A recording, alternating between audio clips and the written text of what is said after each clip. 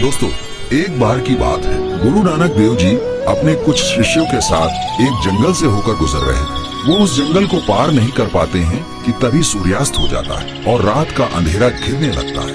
ये देख गुरु नानक देव जी अपने शिष्यों से कहते हैं कि सभ्य लोगों को रात में सफर नहीं करना चाहिए, इसलिए हम यहीं रुक जाते हैं और सवेरा होने पर इस जंगल को पार करेंगे। गुरु नानक देव जी की ये बात सुनकर उनके शिष्य वहीं पर डेरा डाल देते हैं। गुरु नानक देव जी अपने शिष्यों के साथ भोजन आदि करके विश्राम कर रहे होते हैं कि तभी एक चोर डरता हुआ गुरु नानक देव जी के पास आता है और उनके चरणों में माथा टेकते हुए कहता है कि गुरु जी, मैं एक चोर हूँ, परंतु मैं अपने इस चोर के जीवन से बड़ा ही तंग आ गया हूँ, इसलिए अब मैं सुधरना चाहता हूँ। आप तो सभी को अंधकार से उजाले की ओर आने की राह दिखाते हैं, अतः आप मेरा भी मार्गदर्शन कीजिए। गुरु नानक देव जी ने उस चोर की बात सुनकर बड़े ही शांत स्वभाव से उससे कहा कि ठीक है, तुम आज से चोरी करना और झूठ बोलना छोड़ दो, सब अपने आप ही ठीक हो जाएगा।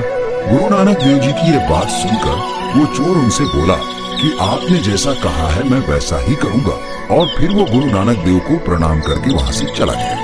कुछ दिनों बाद वो चोर गुरु नानक देव जी को ढूंढता हुआ फिर उनके पास आया और उनके चरणों में माथा टेक कर बोला कि गुरुदेव, जैसा आपने कहा था कि चोरी करना और झूठ बोलना छोड़ दो, मैंने वैसा करने का भरसक प्रयत्न किया, परंतु न मैं चोरी करना छोड़ पाया और न ही झूठ बोलना छोड़ पाया, इसलिए आप मुझे इन अवगुणों से मुक्त होने का कोई दूसरा उपाय बताइए। गुरु नानक देव जी ने चोर की बात सुनकर कुछ देर सोचा और फिर उससे कहा कि तुम्हारे मन में जो भी आए वो करो, लेकिन जिसके यहाँ रात को चोरी करो उसके यहाँ सुबह जाकर अपनी चोरी के बारे में बता दो।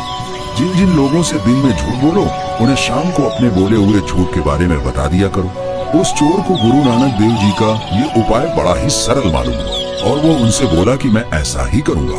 फिर वो गुरु नानक देव जी को प्रणाम करके वहाँ से चला गया।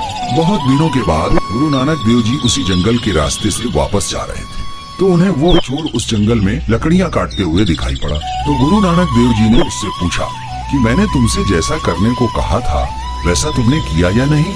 तो उस चोर ने शर्म से अपनी गर्दन झुकाकर कहा कि गुरुजी, आपने मुझसे जैसा करने को कहा था मैं वैसा नहीं कर पाया, क्योंकि मैंने तो आपके उस बताए हुए उपाय को बड़ा ही सरल समझा था, परंतु मैं जिसके घर में चोरी करता था उसे ही अपनी चोरी के बारे में बताने की हिम्मत ही नहीं जुटा पाता था, और जिससे झूठ बोलता था उसके सामने ही अपने झूठ के बारे में बताने में बड़ी लज्जा आती थी, अतः मैंने चोरी करना और झूठ बोलना ही छोड़ दिया।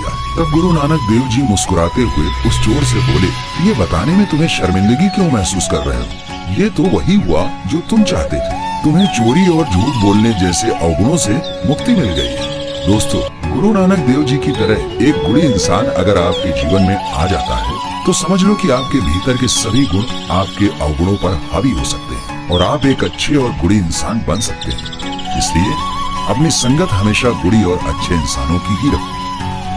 दोस्तों, हमारी ये कहानी आपको कैसी लगी हमें अपने कमेंट्स में जरूर बताइएगा, और साथ ही हमारे इस वीडियो को भी शेयर करना और हमारे इस चैनल को सब्सक्राइब करना भी मत भूलिएगा।